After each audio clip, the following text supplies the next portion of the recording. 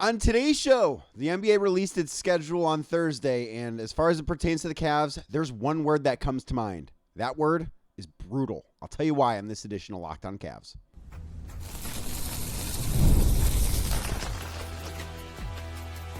You are Locked On Cavs, your daily Cleveland Cavaliers podcast. Part of the Locked On Podcast Network, your team every day.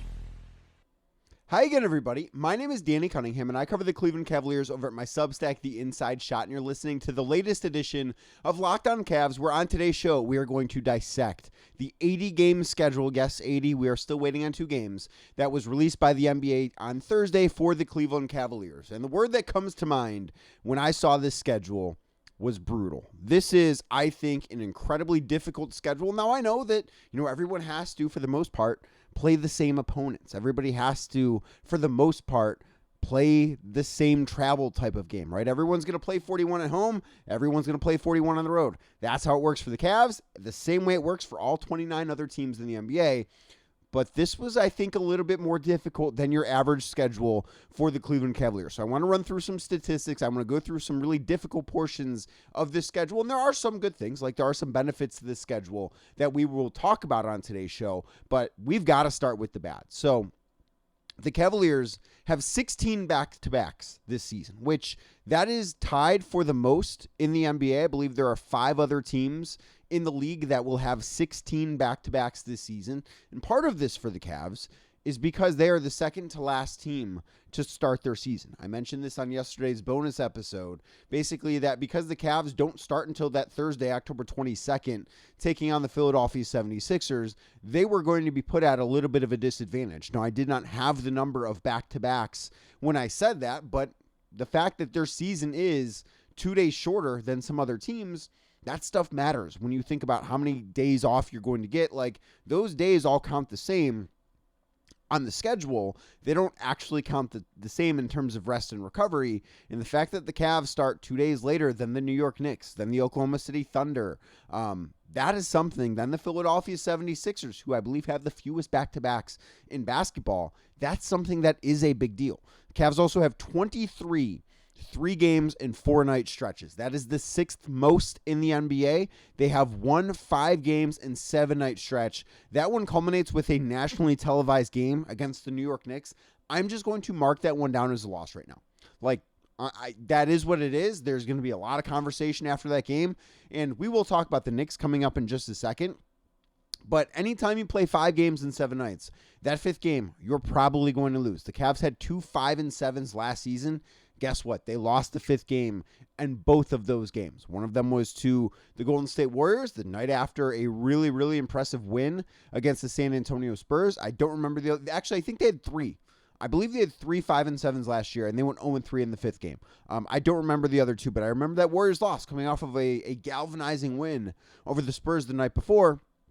That was in December. Both those games were at home, which is like not really much you can do in that spot. The Cavs have 10 games this season in which they have a rest advantage over their opponent. That means that they are entering that game with more days off than their opponent is. Maybe their opponent is on the second night of a back-to-back. Maybe the Cavs have had 2 days off when their opponent has had 1 day off. But there are 10 instances this upcoming season in which the Cavs will be at a rest advantage over their opponent.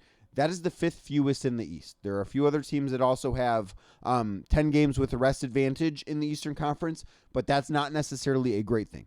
Cavs also have 12 games this season in which they are at a rest disadvantage. That means that the Cavs are going into that game with less rest than their opponent. Maybe it's the second night of a back-to-back for the Cavs. Maybe the Cavs have had 1 day off where their opponent has had 2 days off. They've got 12 instances of that. That is the 6th most rest disadvantage spots in the NBA. They have a net -2 rest advantage, which is the 6th worst in the NBA this upcoming season. So they're going to be a team that is going to be not necessarily the most well-rested team on a regular basis. And that is just the start of this schedule being brutal. I think that the Cavs season, while maybe it's not going to be entirely defined by its start, and I mentioned this on yesterday's show, that I really do believe that we are going to learn a lot about this team prior to Christmas. We are going to learn a ton about this team. We are going to learn, I think, maybe not everything we need to know, but we're going to learn a lot about this basketball team before the NBA Cup break or the knockout games or the makeup games, because there are 2 games that will be added to the schedule if the Cavs do not advance out of the group of death in the NBA Cup in the Eastern Conference. But in their first 22 games of the season, the Cavs play the New York Knicks 3 times. They play the Philadelphia 76ers twice. They play the Oklahoma City Thunder twice. They play the Miami Heat twice. They play the Indiana Pacers twice. They also play Minnesota, Atlanta, Dallas, Washington. All of those games are against teams that believe they're going to be playoff teams, right? That, I believe, is 15 of their first 22 games are coming against teams that they think they're going to be playing in the playoffs this year. And then the other 7 games against Chicago 3 times. And this is a situation where the Cavs need to handle business in these games. They've got Chicago 3 times. They play in Milwaukee. They play Brooklyn, which is their home opener on Saturday, October 24th. They play Charlotte, which Charlotte I don't think is going to be a pushover, but I do think that they're a team that we should probably expect to take a bit of a step back. And then they've got Memphis, who I think is not going to be very good this upcoming season. And there's been something that Kenny Atkinson has said in each of the last 2 seasons that has sort of stuck out to me, where he's a believer that the first 15 to 20 games going to maybe not define who you are as a team, but it's going to tell you a lot about who you are as a team. Well, that's the first 22 for the Cavs. And that, to me, we are going to have a really good idea of just how serious this basketball team is as far as whether or not they're going to be a contender. And again, this is not going to be the be-all, end-all. We're not going to crown them if they are 18-4 in their first 22, and we're not going to write them off if they're 10-12.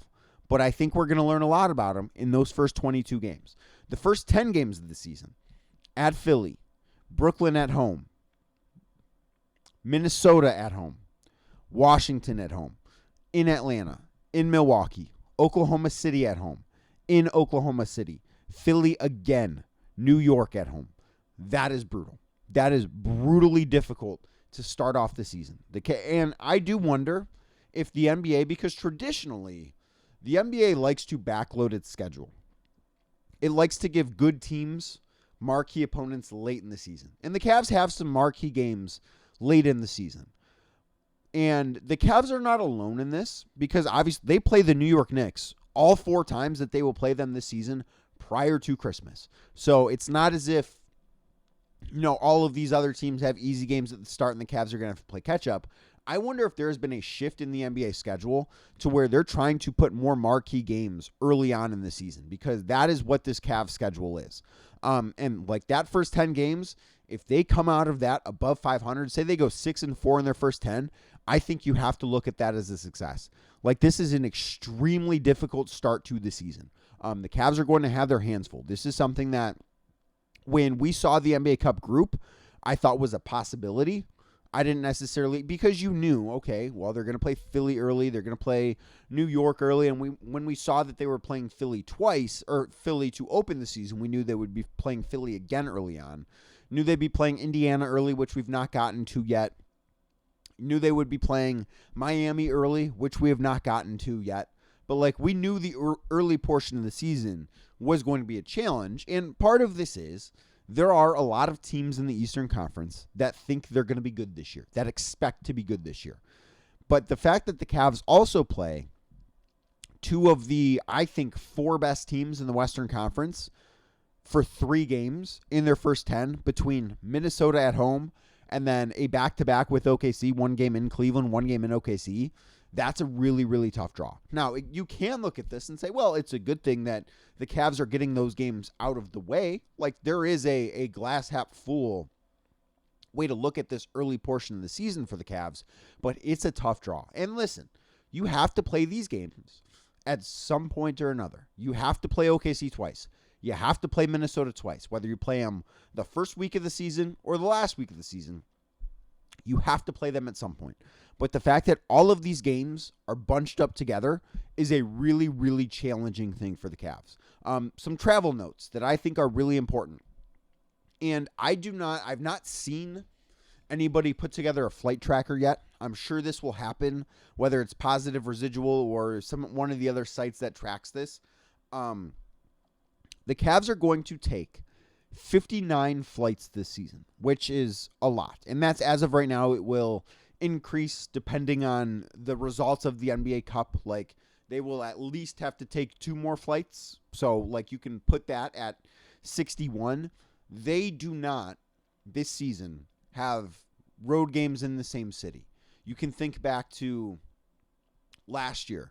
They played back-to-back games in Philadelphia, right? They played, I think it was on a Wednesday and a Friday. That Friday night was when Jalen Tyson had 38 points in that game, or 39, whatever it was, and had the game-winning assist on an Evan Mobley dunk. They had back-to-back games in Miami early in the season. In November, I believe it was. They played a Wednesday in Miami, and they played a Friday in Miami. They don't have any stretches like that. The only opponent that they play back-to-back this season, they play Oklahoma City back-to-back, 1 game in Cleveland, 1 game in Oklahoma City. That is the third week of the season. They play Washington, 1 game in Washington, 1 game in Cleveland. That is in December. That's sandwiched around Christmas. The game in Washington is on December 23rd. So they'll have Festivus in D.C. The game at home against Washington will be December 27th, so they'll have a couple of days off in between, which will be a good thing for them. But it's not, 2 games in Washington where you can sort of cheat and cut out travel a little bit. Then they play Milwaukee on February 16th and February 17th, their last 2 games before the All-Star break. Those games are both in Cleveland.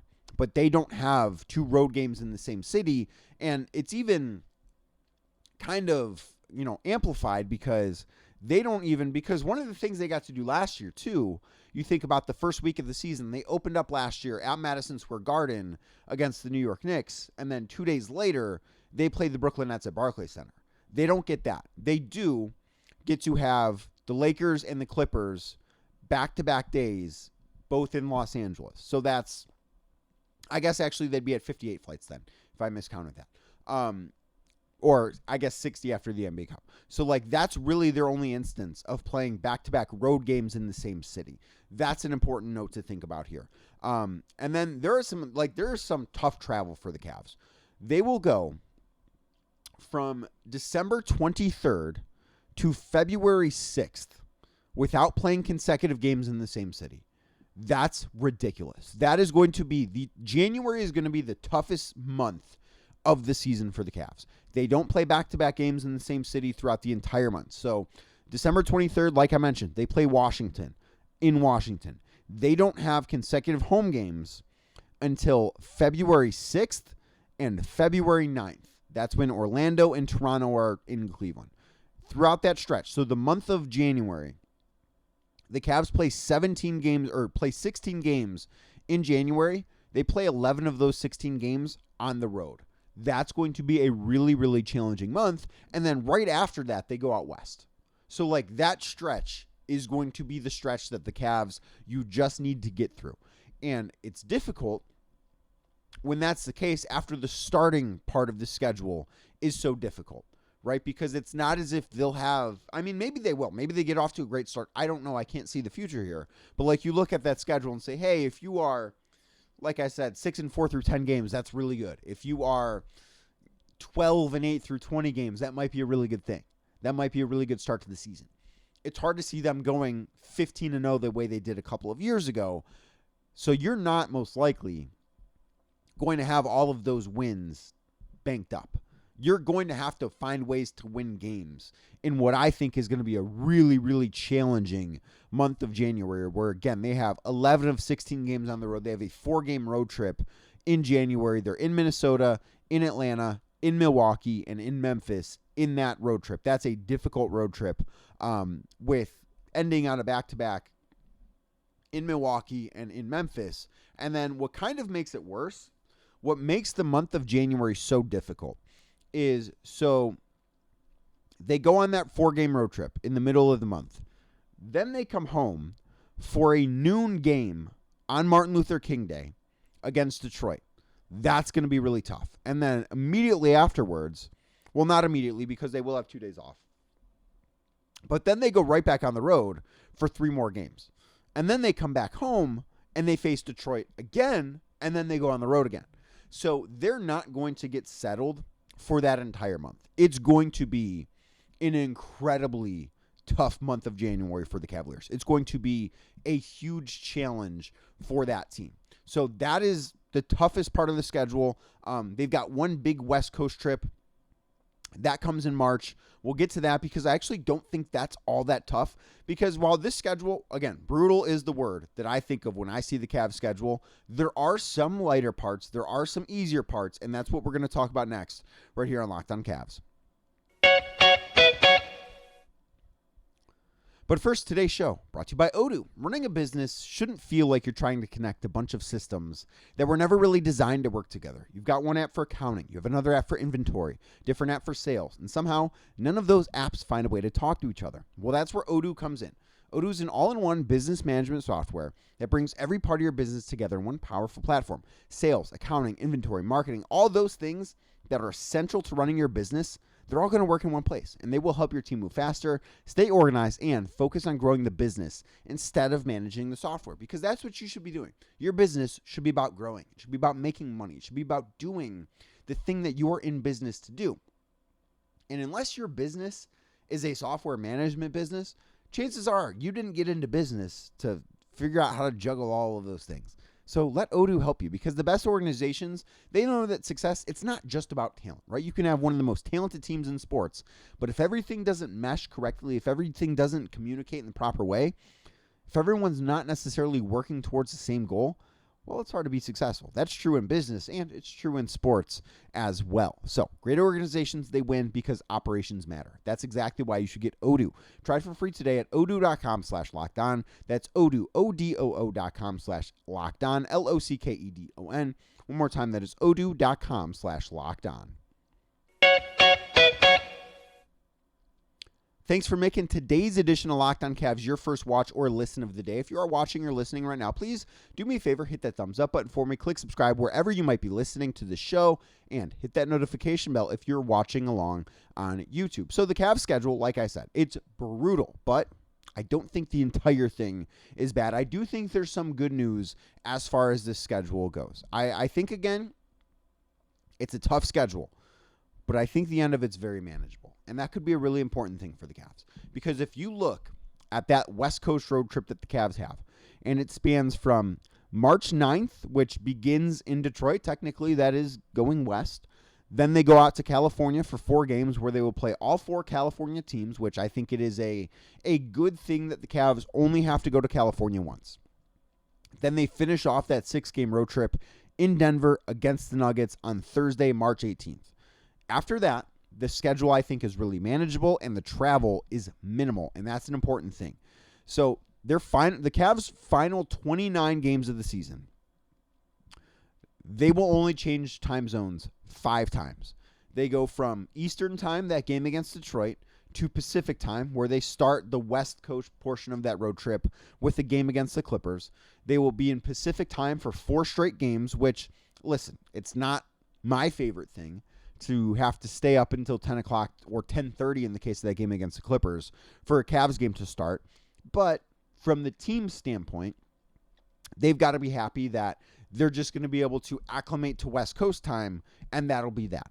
And then after their game against Golden State, which is the 4th game in California, the 4th and final game in California, they go to Denver, which is obviously in Mountain Time. Then after Denver, they go to Cleveland, back to Eastern Time.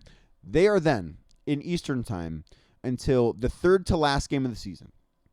They go to San Antonio on April 7th. So they will get back from Denver on March 18th, and they will be in the Eastern Time zone until April 7th. And that's a really, really good thing because, like I said, with this schedule being as difficult as it is, the Cavs might need to make up some ground late.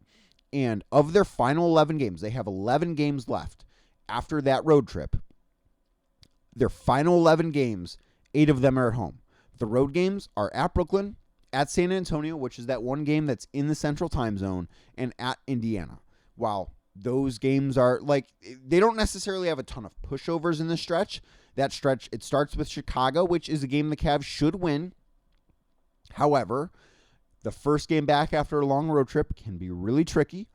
Then they play Houston, the Lakers, Miami, Brooklyn, in Brooklyn, Boston at home, which is the second night of a back-to-back. They play Charlotte, Brooklyn again, at San Antonio, at Indiana, and then Atlanta at home. So the Cavs do have an opportunity there. I don't know that they're playing outside of San Antonio. I don't think that they're playing like a championship contender in that stretch. I think the Spurs are capable of winning the title.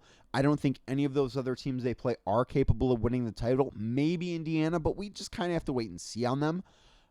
So I think that's an opportunity for the Cavs to be able to bank some wins late. Like, if they do need to play catch-up in the standings, if maybe they're 3 games out with 11 games left to go for the 4 seed or the 3 seed or wherever they want to be in the standings, it's going to be a doable thing because they're going to be home. They're going to finally be rested at that point. And, of course, like, there's no way of knowing what the record is going to be when the calendar flips from March to April, what the condition of the team is going to be, who's going to be on the roster. We don't know those things. I cannot tell you that future. But I do know when I look at that part of the schedule, it's manageable. And I think that's a really, really good thing. And then I mentioned that, they only have to change time zones 5 times in their final 29 games. That starts in February. And I think that's a big benefit to this too. So as I mentioned, they end January. They end January with a home game against the Pelicans, which is the second day of a back-to-back after a game in Toronto the night before. It's a Friday, Saturday back-to-back. Then they go on the road. It's really their first West Coast road trip. They go to Utah, to Phoenix, and to Portland. It's just a 3-day road trip. It's a 4-day road trip. 5 days, I guess, because they'll fly out on Sunday. But they're in Utah on February 1st. They're in Phoenix on February 3rd, and they are in Portland on February 4th. That is, I think, a manageable road trip. I don't think any of those teams are going to stink, but none of those teams are winning the championship this year. So I think that is a good thing. They get back, they play Orlando on February 6th.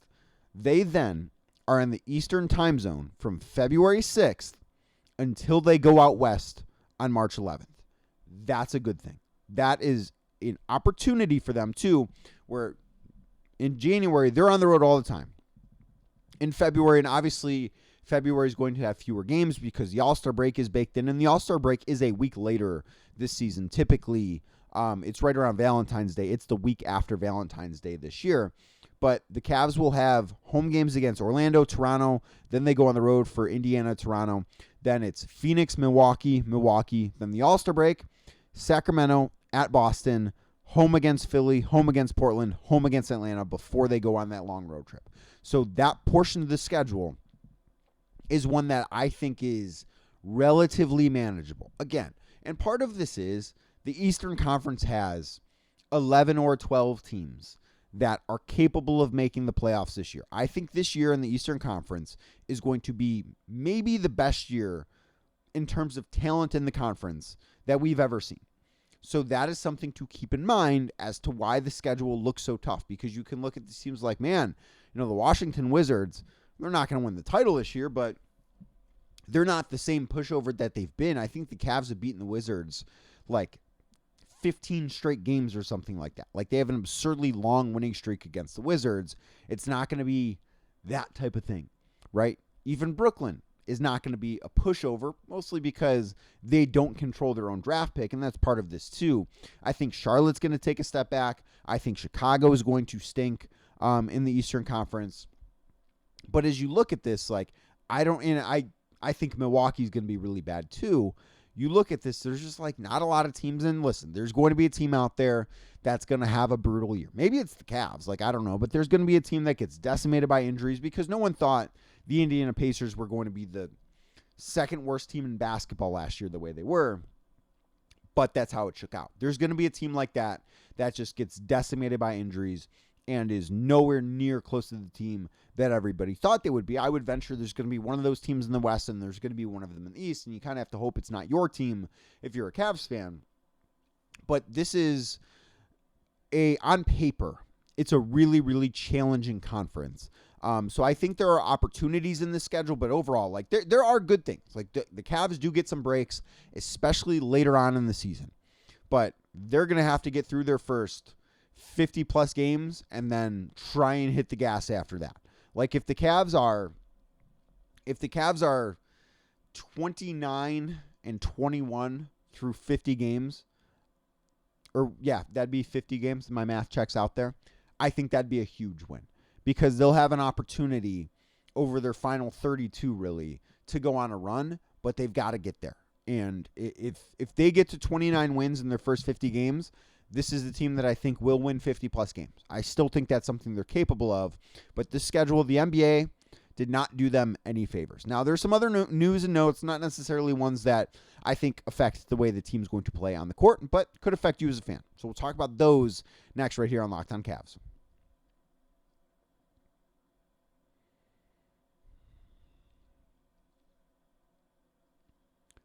So I do think that the fan experience is an important thing when you were looking at the schedule. And there was one thing that I noticed on the schedule that I think really stinks. It stinks for fans. It kind of bummed me out when I saw it. The Cavs only have 2 Friday night home games this season, and I think that really does stink for fans. Now, I will say they've got 9 Saturday home games, so it's not as if there are no weekend opportunities for fans to go to games, and they have 6 home games on Sundays as well, so right there, that's 15 home games on weekends. But the fact that there are only 2 Friday night home games, like I do think that's something that stinks. I wish that were different. And the schedule standpoint from the Cavs seems to be much different than it had been. Like they played a lot of Fridays before. It seems like they're playing a lot of Saturdays this season, which is different. Maybe that's just because the NBA is adjusting to the new television partners that were put into place prior to last season. So maybe that's part of it to think about here. But I was disappointed for fans that there's just not a lot of Friday night home games because there are, I think, a lot of people that work downtown that finish up work on a Friday. They have Cavs tickets. They can go out to eat, go to a bar or restaurant beforehand, then go to Rocket Arena for the game. And yeah, it's a long day, but what better is there to do than getting off work, going to have a drink and have dinner, and then go to the Cavs game, right? Like that's an awesome thing. The fact that there are only 2 of those opportunities, and they're both very early in the season, if I'm not mistaken. They have a Friday night home game against Indiana on November 20th. And they've got another Friday night home game. I lost it. Where did I have it here? They've got the other Friday night home game is against Philadelphia on November 6th. They're both NBA Cup games, but the fact that they don't have a Friday home game after Thanksgiving, I just think really stinks for the fan. And that's on the NBA. The Cavs don't control this thing, but it is a bummer. And listen, the fact that they've got 9 Saturday home games is a good thing. But you would like to see maybe a little bit more of a mix between Friday and Saturday. I only counted 4, I believe, afternoon games for the Cavs, maybe 5 of them. That's a good thing considering how bad this team, and I realize that this team is not the same team as last year's team, and the Cavs' poor afternoon record was maybe nothing more than a coincidence last season. But the Cavs don't have a lot of afternoon games this year. They play at noon on Martin Luther King Jr. Day. They have a couple of games in the afternoon scattered throughout the season. Most of them are later on in the season. Like they play a game in Sacramento that's a 3 o'clock start time. Although I don't know that I necessarily consider that because it's a 6 o'clock Eastern time. They play Phoenix at home on Valentine's Day, which is a Sunday, at 1 o'clock in the afternoon. Like I said, they play the Pistons on Martin Luther King Day at noon at home. They play in Charlotte on January 2nd at 1 o'clock in the afternoon, and they play the Clippers at home at 3 o'clock on New Year's Eve. That's really all of their afternoon stuff. So they do get to avoid something that did give them a lot of problems last year. So that's another good thing. One thing I think is absurd, and this is the second year in a row it's happened. Why do the Cavs have to go to Texas 3 times? There are 3 teams in Texas. The Cavs play all of them on the road once. The Cavs take 3 separate trips to Texas. That just seems to me, why couldn't this just be one road trip? It happened last year. It happened again this year. The Cavs go to Houston on January 3rd. They go to Dallas on January 23rd, and they go to San Antonio on April 7th. That feels to me like it could be one road trip. I don't know. I don't make the schedule. I would love to be part of I would love to watch this process happen. I would love to do a story on that and sort of be embedded in it at some point. I promise not to leak it beforehand. I would love to know how that works.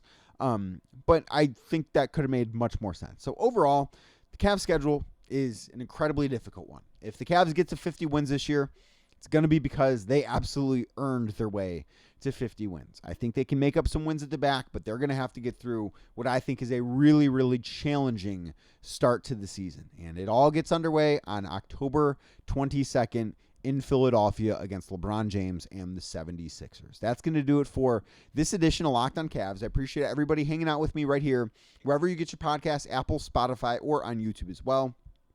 And if you are watching the show, do me a favor, please. Thumbs up button, notification bell, and like I said, hit subscribe wherever you are listening. It's the best way to help grow Locked on Cavs. I will be back on Monday, unless news breaks between now and then, talking more about the Cleveland Cavaliers.